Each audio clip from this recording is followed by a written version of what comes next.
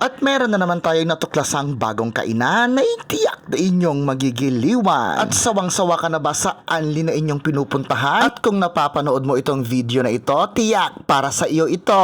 Kasa no? Welcome to Jolly's Cold Tea and Snack House. O, diba? Ang Jolly Cold Tea and Snacks House ay matatagpuan sa Barangay Lapas, Umingan, Pangasinan. And they are open from Mondays to Sundays from 10 a.m.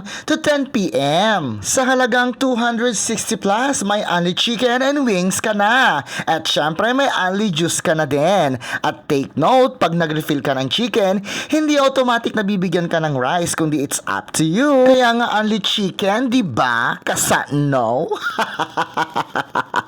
At hindi ka maboboring dito dahil aside sa foods and snacks and pizza, meron din silang billiards and more. At napakalawak din ang kanilang dining area. Kasa no? At pagdating naman sa flavors and taste, ay itataya ko ang barbidal kong body sa sarap ng kanilang mga chickens. Kasa no? At ang nakakaloka pa, big size ang kanilang chicken, hindi tiny size, na napakahirap ngat-ngatin. Kasa no?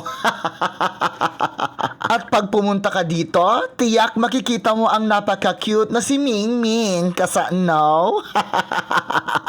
For more inquiries and reservations, please message them on their Facebook page, Jolly Cold Tea and Snack House. Kapkun ka! Bakit ka pa nagtitiis sa ali chicken and wings na nakasanayan mo, na halos nabusog ka lang sa rice, hindi chicken? Ho ho ho, kasa no? Ay hanggang nood inggit ka na lang ba?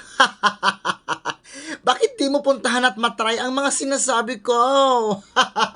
Kasa no? Mula dito sa Jolly's Cold Tea and Snack House, dito sa Barangay Lapas, Umingan, Pangasinan, ang masasabi ko lang, katnapsog kasa no?